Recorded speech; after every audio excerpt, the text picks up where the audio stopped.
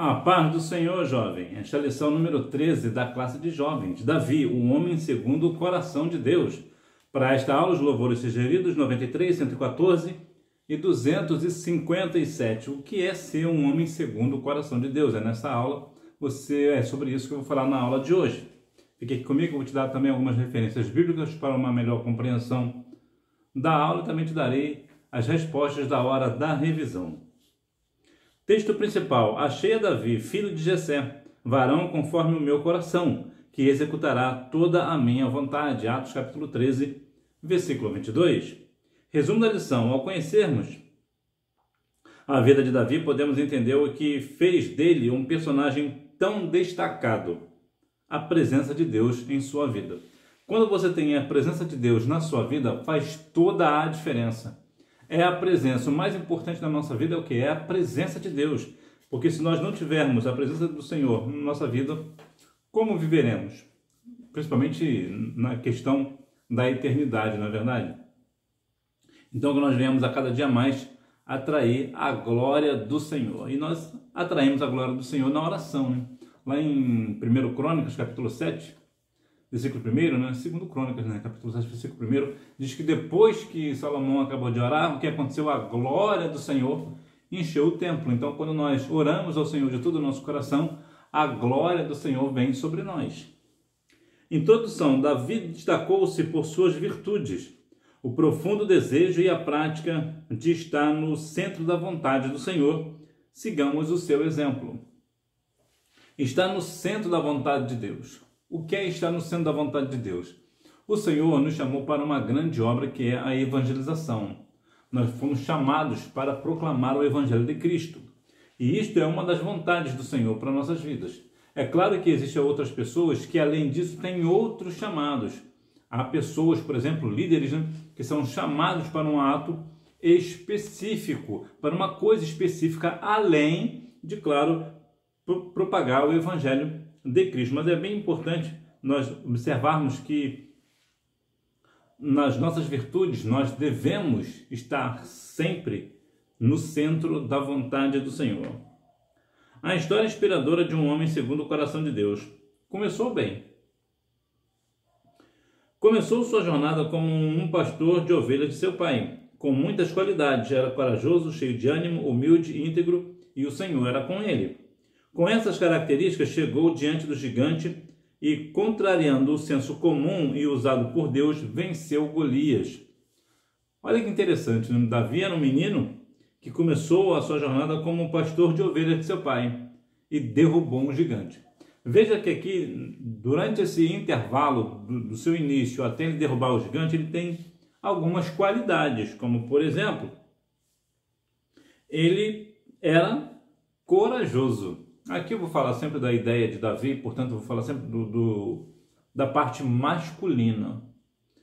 Veja que o Davi era um homem corajoso. O jovem também precisa ter a mesma qualidade. Imagina um jovem medroso, um jovem que tem medo de barata, por exemplo. Misericórdia, né? Misericórdia. Então veja que o jovem ele precisa ter coragem. Agora, é claro que a coragem ela não é aplicada em todas as circunstâncias, em todas as situações. De maneira nenhuma. Por quê? Porque há algumas circunstâncias, por exemplo, Mateus capítulo 4, imagina se Jesus tivesse a coragem de fazer o que o diabo mandou ele fazer. Se tu é mesmo o Filho de Deus, pula daqui de cima. Pula daí de cima. Jesus pulou? Não, por quê? Por duas razões. Primeiro, que Jesus não obedece a Satanás. E segundo, se Jesus o fizesse, como que seria? Como é que ficaria esse negócio? Então, veja que a coragem ela não é para ser aplicada em todos os momentos. Em todos os momentos, não. Você precisa ponderar. Olha, se eu for corajoso aqui, vai acontecer isso e eu posso até morrer se eu for corajoso aqui. Então, deixa eu quieto aqui. Mas o Davi era o quê? Era um homem corajoso, era um jovem corajoso. E eu digo isso porque nas igrejas que eu tenho ido, eu vejo, né, eu tenho observado, os jovens não têm coragem de enfrentar nada, só a misericórdia. Os jovens têm medo de tudo.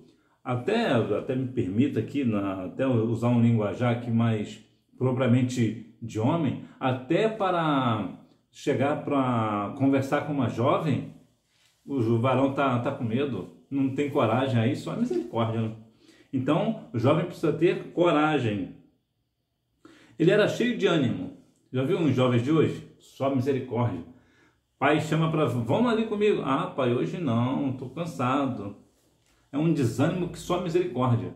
O jovem, ele é forte, o jovem tem vigor, o jovem precisa ter o quê? Ter ânimo, ter, além de coragem, ser uma pessoa animada, né? Geralmente tem jovens aí que as pessoas de mais idade têm mais ânimo do que eles, só misericórdia, não dá. Então, o jovem precisa ser animado, principalmente para a obra do Senhor, né? Precisa estar animado. Ser humilde, ou seja, saber reconhecer seus erros, saber observar que uma pessoa pode ser melhor do que ele. E isso é uma questão de humildade. Ser íntegro, que é a questão de ser inteiro, né? Eu gosto muito da expressão ser inteiro, ser íntegro diante do Senhor, né? Não ser um jovem falso, né? Já viu isso? O jovem é seu amigo na sua frente, mas pelas costas só misericórdia. Por quê? Porque falta nele integridade, lealdade. Ele é uma pessoa que ele fica de acordo com o ambiente, né? Se você não está no ambiente, então você não é amigo dele. E o mais importante de todas essas coisas, o Senhor era com ele. Quando nós vemos a vida de Davi, nós observamos que essa questão de o Senhor ser com ele faz toda a diferença. A presença do Senhor, lembra de Moisés? Ó Senhor, se tu não for comigo, se a sua presença não for comigo, eu também não irei. Por quê? Porque Moisés sabia que o importante era a presença do Senhor é que faz a diferença. Então nós também temos que ter uma mesma postura. Eu só vou fazer porque o Senhor é comigo. Se o Senhor não for comigo, então não adianta eu fazer, não é assim? Então veja que como rei, vê aqui que Davi era pastor de ovelha e agora ele é rei. Veja como as coisas acontecem, né? Como o Senhor usa. Então, como rei, ele restaurou as leis negligenciadas. Muitas leis eram negligenciadas, né? Eram deixadas de lado, né? Nesse caso. E Davi restaurou esse posicionamento. Ele também iniciou um tempo de edificação espiritual. É muito importante que nós venhamos observar o seguinte: o líder hoje, ele tomará decisões que vai refletir amanhã, pode ser que não reflita hoje. Então, quando o seu pastor, por exemplo, toma uma decisão, você pensa assim, mas nessa circunstância vai acontecer isso. Não, de repente ele está visando um amanhã. Então, como você está vendo só o agora, você ainda não, talvez por uma razão ou outra, você ainda não tem a maturidade para compreender, mas o seu pastor está olhando para frente. Ele sabe do que vai acontecer hoje. Ele vai tomar uma decisão específica que vai causar um certo transtorno para a igreja hoje, mas futuramente aquela atitude dele vai mudar todo o sentido espiritual e a igreja será renovada no sentido espiritual. Então é importante que nós venhamos observar os tipos de atitudes que a liderança vem tomando. Então Davi, ele tomou essa atitude, né? Ele mudou a questão da edificação espiritual. Unificou as tribos de Israel. Unificar, ou seja, juntar, né? Colocou tudo nos seus devidos lugares. Agora eram 12 tribos, agora eram as 12 tribos tudo junto, né? Estavam todos juntos. Algumas pessoas defendem que eram 13 tribos, né? Ao invés de 12, eram 13. Não vou entrar nesse mérito. Uns acham que é 12, outros acham que é 13.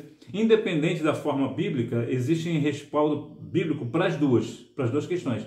Há questões bíblicas de que vai apontar para 12, há questões bíblicas que vai apontar para 13. Então, independente, nós não vamos entrar nesse assunto, isso para nós não é importante, não é relevante. Mas o que ele fez? Ele uniu todas as tribos. O que a Bíblia diz lá em Salmo 133:1? Ó, quão bom e quão suave é que os irmãos vivam em união. Foi exatamente isso que Davi fez com as tribos de Israel. Ele uniu. Então é extremamente importante que o líder venha unir os liderados, venha deixar todo mundo junto, né? Como diz o outro, né? Todo mundo no mesmo balaio. Conquistou nações inimigas, fortalecendo o exército hebreu. Quando, nessa questão de guerra, quando uma pessoa, né, no caso aqui o rei, né, ele conquista nações inimigas, agora esses inimigos agora são, de modo geral, ou prisioneiros do exército que venceu eles, né, ou passa a ser soldados deste exército. Então depende muito da conotação, depende de um monte de coisa, mas geralmente vai acontecer ou uma coisa ou outra coisa. Mas é importante que nós observemos que Davi começou bem o seu reinado. reinado. Começou bem o tratado ali de cuidar das ovelhas. Ele começou muito bem. E isso também nos traz uma lição importante. Nem tudo que começa bem pode realmente terminar bem. Nem tudo que começa mal pode terminar mal. Haverá mudanças no meio do trajeto. E muitas vezes, por exemplo, Saul começou muito bem, mas ao fim de Saul foi para a perdição eterna. Então observe que algumas coisas pode começar bem e até continuar bem até o final, mas pode haver alguma mudança no meio do caminho e não continuar bem. Então é importante nós termos essa maturidade. Então, se porventura na sua vida alguma coisa começou bem, então mantenha-se nesse propósito de continuar bem. Se começou mal, você também da mesma forma pode mudar e fazer com que se torne algo bom. Tropeços na longa caminhada.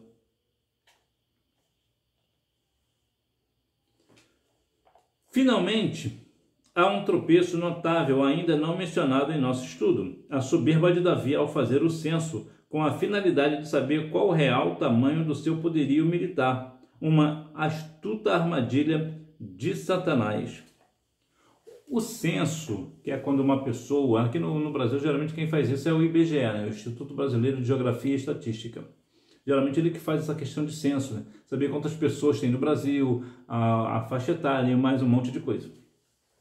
Qual o problema nisso? Nenhum, absolutamente nenhum.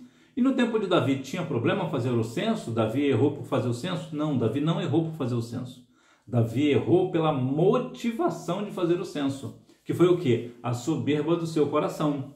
Davi foi soberbo aqui, ele quis fazer o censo para saber exatamente o quão grande ele era militarmente. Eu tenho tantos soldados, não sei quantos a mais do que o soldado, do que o exército de lá. Eu tenho tantas armas, mais do que tantos de não sei de qual exército. Então ele estava falando da soberba dele. Ele queria se engrandecer, por isso ele fez a questão do censo. Para saber. Então o problema aqui não é o censo. O problema não é o censo. O problema é a questão da motivação que levou o Davi a querer fazer este censo. Então vejamos que Davi teve alguns tropeços na sua vida e esse foi um dos grandes, né? A soberba. Deus resiste ao soberbo, mas dá graça ao humilde. Veja que o temperamento de Davi, na questão ali de Nabal, né? Que Abigail entrou ali e resolveu a questão. Então veja que Davi ele era muito enérgico. E é interessante lembrar que ele era muito enérgico para as coisas alheias. Com ele baixava a cabeça. Lembra da história de Natã? Ele era muito fervoroso para julgar as outras pessoas. Né? Quando Natã falou sobre a questão da ovelha, lembra? O que Davi falou? Esse homem é digno de morte. O que Natã falou para ele? Sabe que esse homem és tu, ó rei. Aí a coisa muda de figura. Agora Davi já muda de discurso, né? Como não era, aparentemente não era ele, então esse homem merecia a morte. Agora que é ele, não, agora não é bem assim, né? Então, o que isso traz para nós? Eu preciso ser justo no meu julgamento. Se eu estou julgando X para uma determinada pessoa, se eu estou na mesma situação daquela pessoa, então o meu julgamento também tem que ser X. Eu não tenho que ser... não, mas não é bem por aí, né? Não tem que dar jeitinho brasileiro. O que é para um é para outro, ainda que esse outro seja eu. Eu preciso ser honesto, eu preciso ser honesto. Também tem a questão do adultério, né, que Davi cometeu com Betseba, que foi dos grandes pecados dele também. A trama para assassinar Urias, que já falei com você sobre a questão do não matarás, né? Então veja que aqui ele traz um crime para si. Na verdade não é só um pecado, né? Porque o adultério é pecado, mas não é crime. Diferente de planejar o assassinato de Urias. Aqui é pecado e é um crime. É um crime. Ele também muitas mentiras para encobrir o pecado, né? Ele fez tentou fazer, né, questão com Urias, né? Para que Urias fosse para casa e ficar com a sua esposa, porque assim certamente ele teria relação íntima com a sua esposa, e o que aconteceria? Exatamente isso. Apareceria a gravidez, e aparentemente seria de quem? O filho seria de Urias, mas na verdade era de Davi. Então o que o Davi fez? Ele foi uma artimanha, ele arquitetou para que Urias tomasse conta do filho de Davi. No entanto, Urias foi honesto e justo. Ele, não, de maneira nenhuma, meu rei, eu não vou para casa ficar no bem bom com a minha esposa enquanto meus amigos, meus companheiros estão na frente de guerra. Então, eu de maneira nenhuma irei. Então, isso frustrou os planos de Davi de encobrir o seu pecado, só para te dar um exemplo das questões, das mentiras de Davi. As suas conturbadas e trágicas histórias familiares, exemplos claros de como não proceder em um casamento ou na relação com os filhos. A questão do casamento, que eu falei com você a respeito de Davi, né, pai e marido, né? Acontece algumas questões ali sobre a ótica bíblica que está completamente equivocada, muito equivocada. Por quê? Porque Davi errou como pai e também errou como marido. Então é interessante a lição número 10, Davi, marido e pai, que fala sobre a questão do que aconteceu, a questão familiares, do que aconteceu, a ausência de Davi com seus filhos, criou uma grande consequência terrível, tenebrosa. Então veja que Davi falhou e falhou muito, teve muitos tropeços na longa caminhada. O que isso traz para nós? Eu também posso tropeçar na minha caminhada, mas isso não quer dizer que eu vá parar a caminhada porque eu tropecei. Já observou naquela corrida com barreiras? O atleta vai e ele sempre pula a barreira, mas se porventura ele tropeçar e cair, ele não fica parado, ele se levanta e segue. Da mesma forma, se ele não cair, mas derrubar a barreira, ele também continua a caminhada, ele continua a corrida. Por quê? Isso traz para nós o quê? Quando eu caio ou derrubo algo, eu não tenho que parar e perder a minha caminhada, a minha jornada, a minha corrida para o céu. Eu preciso continuar. É claro que nessa questão de derrubar a barreira ali não vai ter nenhum problema, mas na nossa vida espiritual, quando nós derrubamos alguma coisa, ou pior, né, quando nós derrubamos alguém, nós devemos prestar socorro, né, tanto na questão ali espiritual. Mas eu quero dizer que, de maneira nenhuma, nós devemos parar a nossa caminhada. Lembra lá de Neemias? Neemias disse o quê? Eu não posso descer porque eu estou fazendo uma grande obra. Então, como nós estamos numa grande obra, que é a obra do Senhor, nós não devemos parar para atender uns e outros que estão querendo parar a obra. Nosso negócio é para o alvo, seguir sempre para frente, né? Legado. O seu exemplo de fidelidade, liderança, serviço e integridade nos inspiram e nos convidam a viver de forma mais comprometida com a direção divina. Davi era um adorador fervoroso. E você, que tipo de adorador você é? A adoração, ela é algo extremamente importante nos cultos ao Senhor. Quando eu vou prestar um culto, que tipo de adoração eu estou prestando ao Senhor? Qual é o meu comportamento dentro do templo? E mais importante do que isso, qual é o meu comportamento fora do templo? Então observe que existe um legado na vida de Davi. Existe um legado. Por exemplo, a sua fidelidade. Ser fiel hoje é algo que parece até cafona, né? Quando alguém é fiel a alguém, né, a um cônjuge, por exemplo, um namorado, a namorada, o noivo, a noiva, parece até cafona. Ah, você ainda está nesse tempo de ser fiel a ele ou a ela, ainda mais ao Senhor, né? Ah, você é fiel a Deus já, para com isso, você é tão jovem, deixa disso, que vida é essa? Por que você vai ser fiel a um Deus? Esse Deus é amor, depois ele te perdoa, para com esse negócio. Parece que a fidelidade não tem nenhum valor para o homem. Entretanto, a fidelidade ela é extremamente importante para o Senhor. Quando você é fiel a Deus, Ele olha para você diferente. Então, continue sendo exemplo na sua fidelidade. Liderança. A liderança, nem todo mundo nasceu para liderar, porque o peso da liderança é bem pesado, é algo bem pesado. E não é todo mundo que está disposto e até ter oportunidades, né? Porque a liderança demanda tempo. Talvez você até queira ser líder, mas de repente você não tem tempo. O Senhor não te chamou para liderança. E eu falo isso com muita responsabilidade, porque, mais uma vez, nem todo mundo nasceu para liderar. Quantas pessoas viveram lá no Egito? Mas somente Moisés foi líder. Veja que diferença que faz. E olha a carga de Moisés. que precisou separar algumas pessoas para poder ajudá-lo. Então a carga da liderança é muito pesada, é muito em todas as esferas, tanto governamental, tanto quanto religioso, ou na escola, faculdade. Falou liderança é pesado. Então a questão é, o que é liderar? Liderar é despertar nos outros a vontade de fazer. Para você ser líder, você precisa ter várias qualidades.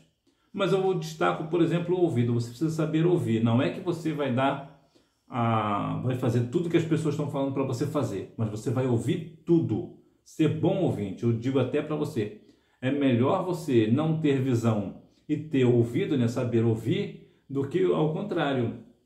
Então é o inverso disso. Então a liderança, ela não é para qualquer pessoa, não necessariamente qualquer, mas é porque demanda tempo. Você tem tempo para liderar? Talvez você não tenha tempo. De repente você tem, por exemplo, você de repente é uma pessoa casada, tem que cuidar de filho, tem que cuidar do esposo, não é assim? Ou tem que cuidar da esposa, ou você precisa fazer relatórios na empresa semanalmente ou diariamente, que te demanda muito tempo. Então, com que tempo você vai liderar? Para liderar, você tem que dar atenção para os liderados. Você tem tempo? Então, só para te dar uma ideia do que é a liderança, só de uma forma assim bem superficial, só para você ter uma noção. Então a liderança de Davi era uma liderança firme, ele tinha tempo, serviço, inclusive a liderança tem muito a ver com serviço, porque não pensa você que você vai ser líder e vai ficar no bem bom, sentado lá no trono, não, de maneira nenhuma. Você é o último a ser servido, você tem que servir todo mundo. Por quê? Porque você é líder. O líder é ele quem faz, é ele quem dá o exemplo. Então o líder, ele tem que viver uma vida de serviço, ele tem que ser trabalhador. A questão da integridade, né, que eu mais uma vez vai falar sobre a integridade de Davi, que é a questão de ser leal e ser comprometido com a liderança divina. Por exemplo, tanto na questão da liderança, por exemplo, você sendo líder, ou só você na sua vida, na sua jornada cristã, se o Senhor te chama para um negócio e o teu pastor, que é teu líder, te chama para outro negócio, o que você vai fazer? Você tem que ser o quê? Está na direção de Deus, na direção divina. Nesse caso, você vai ouvir o que Deus está te chamando e não o seu pastor. Mas o meu pastor é um homem de Deus. Sim, eu sei que o seu pastor é um homem de Deus, mas mesmo assim é o Senhor. Então veja que há uma demanda interessante na vida de Davi, uma questão interessante na vida de Davi, é que Davi tinha essa obediência para com Deus. Ele não queria saber o que as pessoas iriam achar dele, da reputação dele, do caráter dele, ele não se preocupava com esse negócio. A importância de Davi era de quê? De agradar a Deus. E é isso que nós devemos fazer, ter essa postura de estar no centro da vontade do Senhor, para quê? Para que tudo que eu faça venha agradar a Deus. Mas não vai agradar os homens, não importa de agradar os homens. O que a Bíblia nos orienta? Melhor coisa é agradar ao Senhor. Então nós devemos agradar a Deus e não ao homem. O que é ser um homem segundo o coração de Deus? Segundo o coração de Deus, podemos destacar algumas características esperadas de um homem segundo o coração de Deus. Obediência à vontade de Deus, como eu acabei de falar, né? Ser obediente a Deus, verdadeiramente. Porque a obediência a Deus, ela vai muito além do nosso entendimento no sentido do querer. Eu quero muito uma casa luxuosa. Então, o que acontece? Eu quero obedecer à vontade do Senhor, mas eu quero muito uma casa. Então eu tenho uma casa. Mas se o Senhor mandar eu sair dessa casa e ir para um lugar lá longe, numa casa simples, lá no meio do nada, o que eu faço? Eu estarei na obediência à vontade de Deus ou vou ficar na minha casa, no luxo da minha casa? Isso é uma questão de obediência. Então quando você está na vontade da obediência de Deus, você está obedecendo ao Senhor, o que você faz? Você se nega. Você nega a si mesmo, toma a sua cruz e siga Jesus. E segue a Cristo. Ponto. Ah, mas você vai deixar o conforto do seu lar? Sim, eu vou deixar o conforto do meu lar, eu vou deixar a minha situação financeira porque o Senhor me chamou para um outro negócio. E é para esse negócio, por quê? Porque é a vontade dele. Porque muitas vezes eu só quero a vontade de Deus no que diz respeito àquilo que vai trazer um benefício para mim. É uma casa nova, então eu vou ficar na obediência de Deus, porque se eu ficar obediente ao Senhor, Ele vai me dar uma casa nova. É um carro novo, eu vou ficar na obediência a Deus porque é um carro novo que o Senhor vai me dar. Ou seja, eu não estou na obediência a Deus, eu estou visando aquilo que o Senhor vai me dar, um bem material. É diferente de obediência à vontade de Deus. A vontade de Deus, ela tem que estar na minha vida independente do que eu vou ganhar, ou se eu vou ganhar ou não, se eu vou receber uma recompensa ou não. O trabalho é esse, você tem que fazer aqui, eu quero você aqui, então é para aqui que eu vou. Ah, mas o Senhor não te prometeu nada. Não, o Senhor não me prometeu nada, o Senhor me deu uma ordem. E aqui cabe uma questão interessante. Eu sou o servo. O servo, ele obedece, ele não questiona. Dependia do poder do Espírito e da graça divina. Depender. E, Davi, como rei de Israel, ele tinha todo o recurso militar e financeiro possível. Então ele não dependia de dinheiro. Então não se preocupava com dinheiro. Então se ele tem todo o dinheiro do mundo, podemos dizer assim, né? De uma forma mais figurada, se ele tem todo o dinheiro do mundo, toda a questão militar do mundo, por que ainda dependia do poder do Senhor? Porque quando você é dependente de Deus, independente do seu recurso, você sabe que o seu recurso nada é diante do Senhor. Você pode ter muito recurso hoje, mas se Deus quiser tirar o teu recurso, e aí como é que fica? Você vai fazer o quê? Você vai brigar com o Senhor? Se ele quiser tirar o recurso, ele tira. Lembra que ele fez com a vida de Jó? Tirou todo o recurso de Jó. Aliás, tirou não, ele permitiu que o adversário tirasse. Por quê? Porque Deus sabia que Jó dependia dele, não dependia do dinheiro. Jó era muito rico, mas não dependia do seu dinheiro, dos seus recursos. Jó estava na dependência de Deus. Da mesma forma, Davi. E nós também temos que estar na dependência do Senhor. A Bíblia diz lá em Salmo 121, 1 e 2, né? Leve meus olhos para o monte, de onde me virá o socorro. Meu socorro vem do Senhor, que fez os céus e a terra. Ou seja, eu tenho que estar na dependência daquele que fez os céus e a terra. E não do meu dinheiro, e não dos meus recursos, do meu intelecto, do meu entendimento, da minha ciência, ou seja, do que for. Nós temos que ser sempre dependentes do poder do Espírito e da graça divina. Ele estava plenamente satisfeito e grato ao Senhor. A gratidão é algo muito interessante. A Bíblia menciona que tinha, Lucas 17 vai falar sobre a questão dos 10 leprosos, né? 10 foram curados, mas somente um voltou para agradecer. E aquele que voltou para agradecer ouviu as lindas palavras de Jesus, né? Vai, a tua fé te salvou.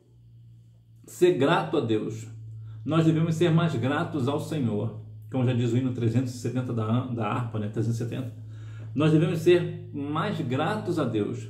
Porque a gratidão, ela traz mais presentes. Vou te dar um exemplo prático. Você faz aniversário e alguém te dá um presente. E você é mal agradecido. Sabe qual a probabilidade de você ganhar um novo presente no ano que vem? 0. Por quê?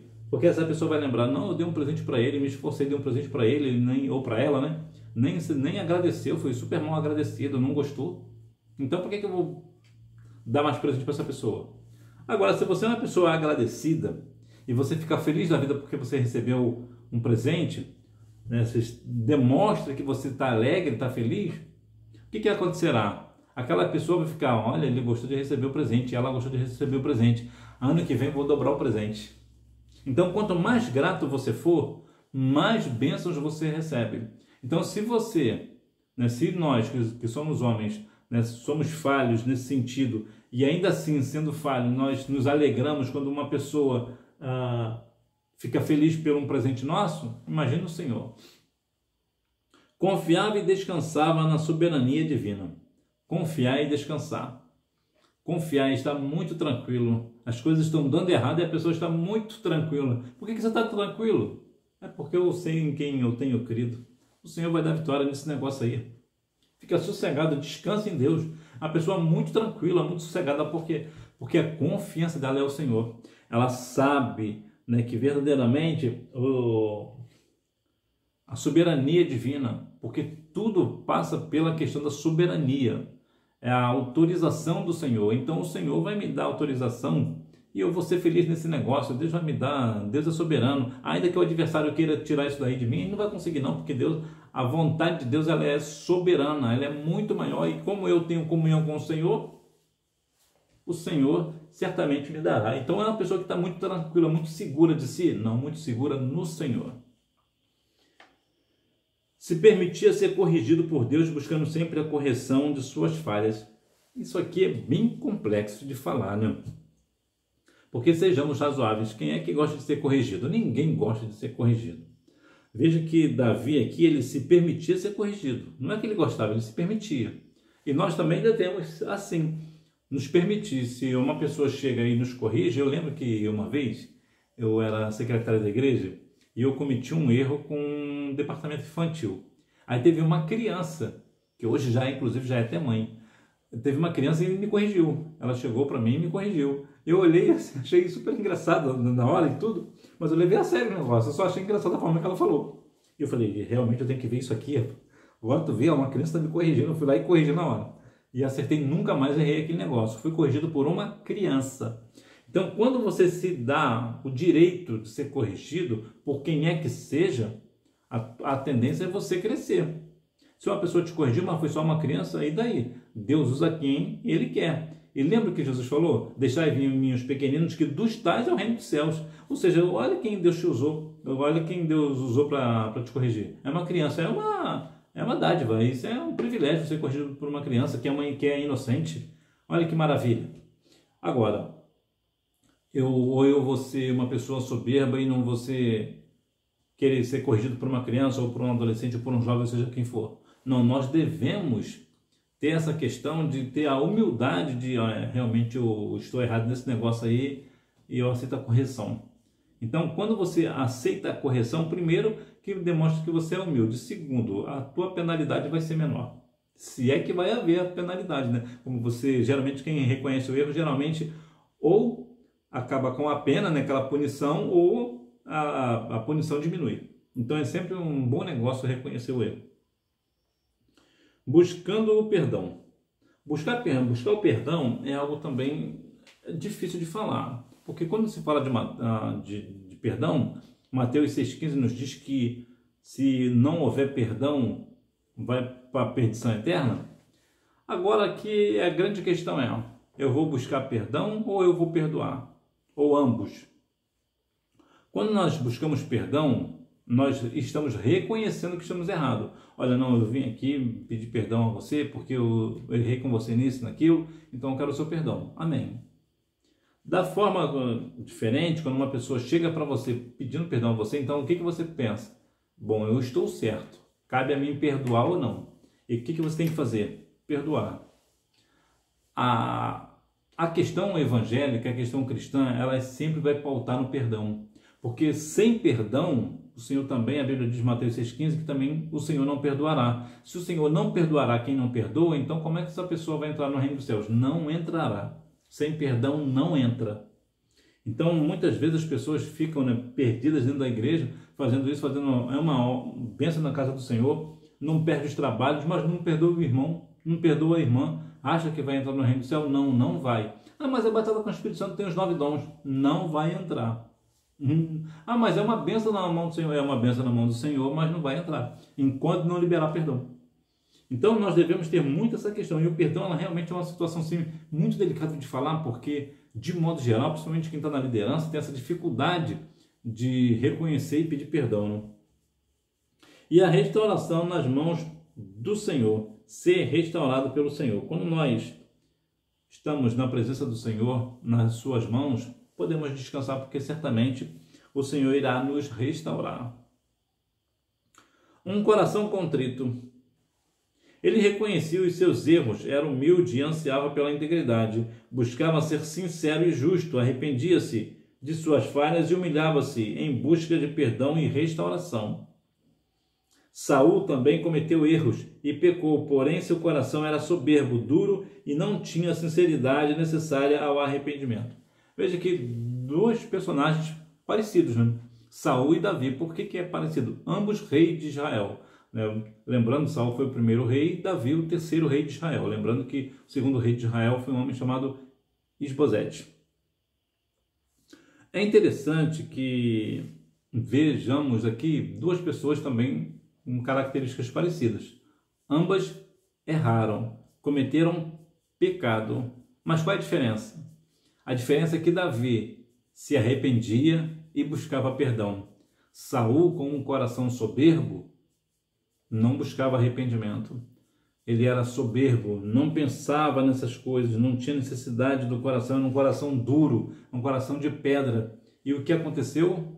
Partiu para a eternidade perdido. Não tem como defender a questão aqui de Saul. Saul morreu perdido, foi para a perdição eterna. Davi, como tinha um coração contrito, um coração arrependido, era um coração que verdadeiramente buscava com humildade o perdão do Senhor. Então o que aconteceu? Ele foi restaurado. Então vemos aqui a diferença dos corações. Um coração arrependido vai trazer consigo as questões do perdão e a sua restauração. Mas aquela pessoa que tem um coração duro, fechado, soberbo, esse vai para a perdição eterna. Então é interessante que nós venhamos falar sobre essa diferença, né, de dois tipos de corações. Né? Um desafio para cada um de nós, buscar a presença de Deus. Nossa forma de ver o mundo e de fazer as coisas mais complexas e as mais simples também.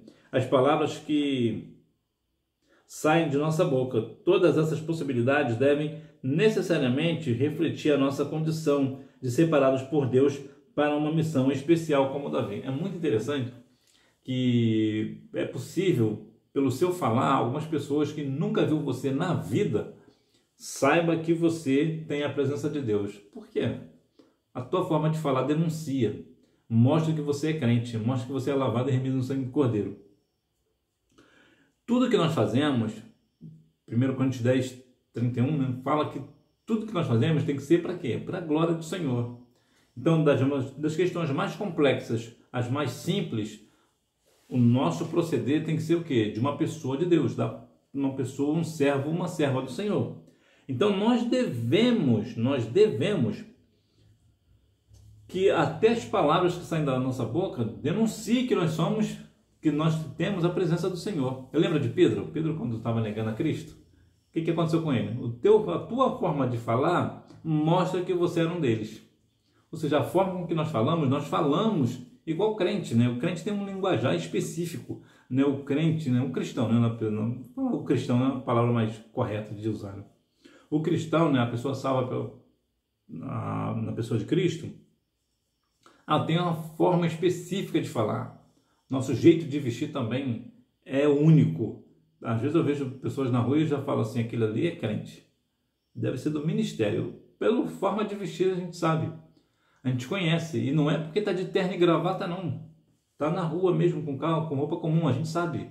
A presença mostra. Então, muitas vezes é um grande desafio para todos nós. O que é? Buscar a presença de Deus em todo o tempo. É no meu falar, as pessoas têm que ver que o meu jeito de falar demonstra que eu tenho a presença do Senhor. O meu jeito de conversar, o meu jeito de chamar uma pessoa a outra, tudo, meu jeito de agir com o próximo, tudo tem que demonstrar que eu tenho a presença. Se essas coisas não demonstram que eu tenho a presença, então é porque realmente eu não tenho a presença do Senhor na minha vida. E isso nós temos que buscar sempre, né? Buscar sempre a presença do Senhor. Servir. No reino de Deus, servir é a atitude mais elevada do que ser servido. Doar-se em prol da causa da cruz é consequência natural do que cremos. Inspirados pelo Mestre, somos convidados a servir com a bacia, a água e a toalha. Muito interessante que o Senhor Jesus ele usou exatamente isso, né? A bacia, a água e a toalha. Uma questão simples para lavar os pés dos discípulos. Isso era o que? É um serviço, é uma questão de servir. E nós devemos servir ao próximo. Por quê? Porque o servir, o servo, é a parte mais elevada da questão bíblica. Eclesiasticamente falando, o pastor é o cargo mais elevado. Eclesiasticamente falando, nas questões da autoridade eclesiástica, da autoridade da igreja. Um pastor, um evangelista, um presbítero, são homens da questão ali, eclesiasticamente falando. Mas e para o Senhor? O pastor é o maior? Na verdade, não. E quem é? É o servo. É. Lá em Josué, capítulo 1, versículo 2, Deus fala assim para Josué: meu servo Moisés é morto. Meu servo? Veja, não chama de legislador, ou seja, o que fosse profeta ou isso. Meu servo. Quando Deus reconhece que alguém é servo, é o grau mais elevado que uma pessoa pode chegar. Se Deus reconhece que alguém está servindo a Ele, então não tem nada, absolutamente nada, nenhuma função maior do que isso. Jó também passou por uma situação parecida, né? Jó capítulo 1, versículo 8. O que o Senhor fala para Satanás? Tem contemplado o meu servo, Jó. O servo é uma palavra que muitas vezes passa como se fosse algo inferior, algo ruim. Não, eu não posso servir a ceia. Eu sou um presbítero, não vou servir a ceia a um diácono. Eu sou um pastor, não vou servir a ceia para um presbítero. Isso está errado. Eu não vou me rebaixar a esse ponto. Que isso? Não é nada disso, não é nada disso. Aquele que serve, no sentido espiritual, né, do próprio Deus falando, é o maior. Aquele que serve é o maior.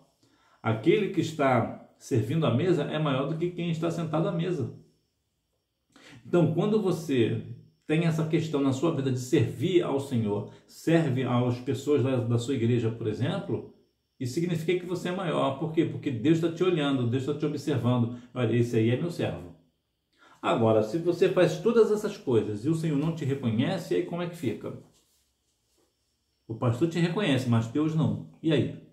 Então, quando nós somos reconhecidos pelo Senhor, e aqui é muito claro, a questão é o Senhor quem precisa reconhecer. Quando é o Senhor que reconhece, aí sim, se eu posso falar para você, eu sou servo do Senhor. Eu posso falar, mas eu sou? Bom, aí Deus é quem sabe.